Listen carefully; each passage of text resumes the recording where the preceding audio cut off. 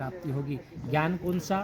ज्ञान वह आध्यात्मिक ज्ञान जिससे भक्ति और मोक्ष दोनों ही प्राप्त हो जाते हैं।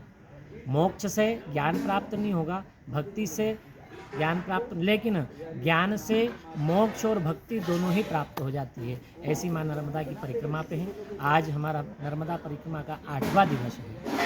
अभी यहाँ से हम अमरकंटक से माँ के नीचे की ओर चलेंगे, जो ओंकारेश्वर में जाकर के नर्मदा परिक्रमा हमारी पूर्ण होगी। ठीक है। आप और कुछ पूछना? तो ये कितने दिन तक की चलेगी? ये इसे वैसे तो विशेष तौर से जो बस के द्वारा जो यात्रा होती है, इसे परिक्रमा शास्त्रों में नहीं बताया गया है कि इसे परिक्रमा कहें। विशेष तौर से जो बस के द्वारा या वाहन के द्वारा होती है, इसे दर्शन यात्रा बताया गया है कि हम दर्शन कर रहे हैं। बाकी परिक्रमा की जो यात्रा है वो पैदल ही बताई गई है, शास्त्रों में पैदल ही करना चाहिए। तो हम जो कर रहे हैं ये दर्शन यात्रा है, और दर्शन यात्रा वाहनों की स्पीड से और अपनी सामर्थ्यता के अनुसार जैसे 10 दिन में भी पूरी हो जाती हैं, और ज़्यादा से ज़्यादा 15 दिन, 10 और 15 दिन के बीच में ये पूर्ण हो जाता है। कहाँ से शुरू करते हैं?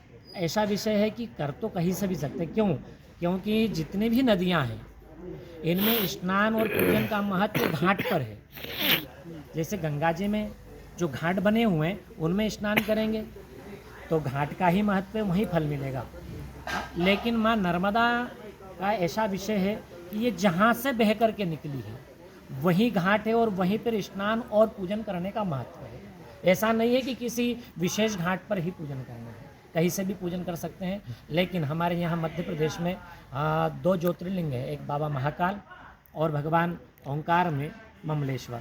तो ऐसा माना जाता है कि दोनों के दर्शन करके और ज्योतिर्लिंग के बीच से नर्मदा प्रारंभ की जाए। तो ओंकारेश्वर हमारे यहाँ आरतियों में भी कहा जाता है, ओंकारेश्वर यह तीनों एक, ब्रह्मा विष्णु महेश तीनों ओंकार में विराजमान है। तो नर्मदा की परिक्रमा 99% लोग ओंकारेश्वर से ही प्रारंभ करते हैं।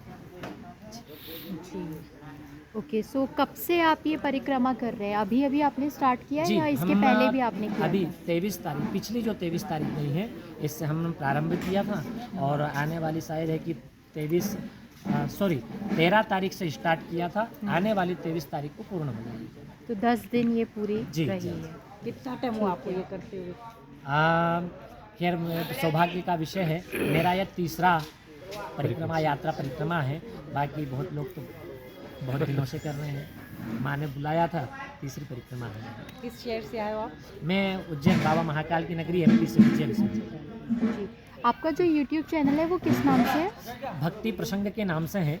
अगर इस नाम से नहीं आता है तो आप मेरे मोबाइल नंबर 9996513227 आप ये डाल करके सर्च कीजिएगा। पंडित पवन शास्त्री के नाम से मेरा YouTube चैनल आएगा, और मैं श्रीमद् भागवत कथा, राम कथा, माँ नर्मदा की नर्मदा पुराण भी गाता हूँ, और शिव कथा भी गाता हूँ।